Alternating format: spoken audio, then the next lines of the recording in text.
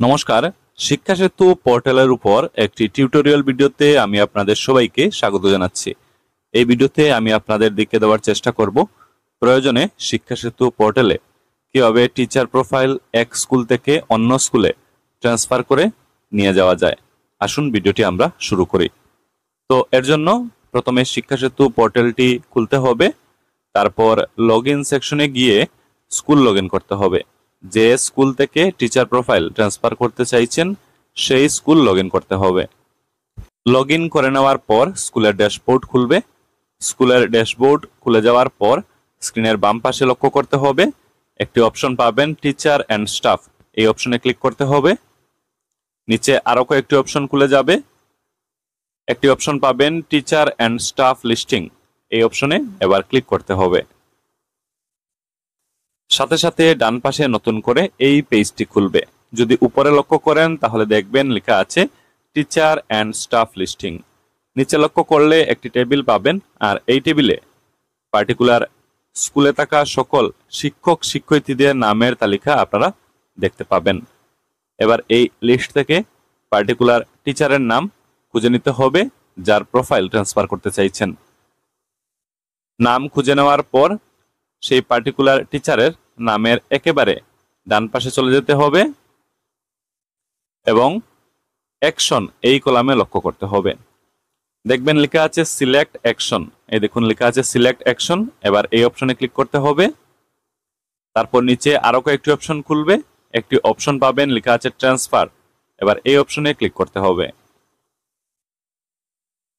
নতুন করে এই পেজটি খুলবে। এই পেজটির উপরে লক্ষ্য করলে দেখবেন লেখা আছে স্টাফ ট্রান্সফার। একটু নিচে দেখবেন স্টাফ টাইপ এবং স্টাফের নাম লেখা আছে। নিচে আপনারা পাবেন একটি বক্স, উপরে লেখা আছে রিজন।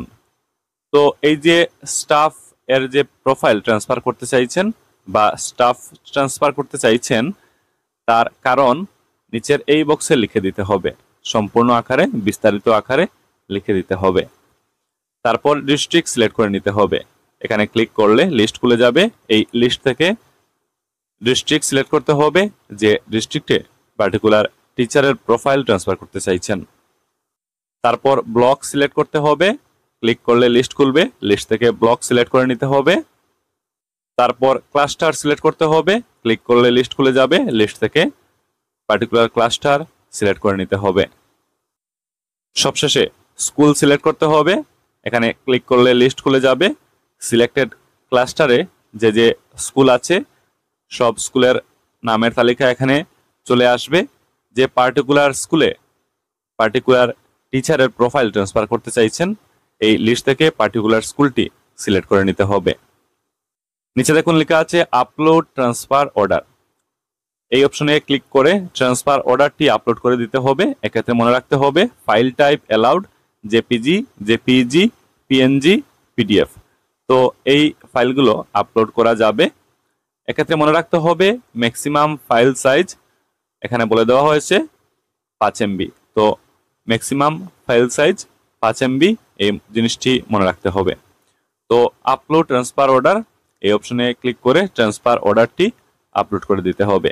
সব তথ্যগুলো ফিল আপ করে নেওয়ার পর নিচে চলে আসতে হবে। দুটি অপশন পাবেন, ডান দিকে লক্ষ্য করুন লেখা আছে সেভ চেঞ্জেস। এবার এই সেভ চেঞ্জেস অপশনে ক্লিক করে দিলে টিচার প্রোফাইল ট্রান্সফার হয়ে সিলেক্টেড স্কুলে চলে যাবে। তো আজকের এই ভিডিওতে আমি আপনাদের দিকে দেওয়ার চেষ্টা করলাম আপনারা কিভাবে প্রয়োজনে শিক্ষা সেতু পোর্টালে টিচার প্রোফাইল এক স্কুল থেকে অন্য স্কুলে ট্রান্সফার করতে পারবেন। ভিডিওটি দেখা হয়ে গেলে সবার সাথে এই ভিডিও অবশ্যই কিন্তু শেয়ার করবেন। আপনারা ভালো থাকুন, কথা হবে পরের ভিডিওতে। ধন্যবাদ।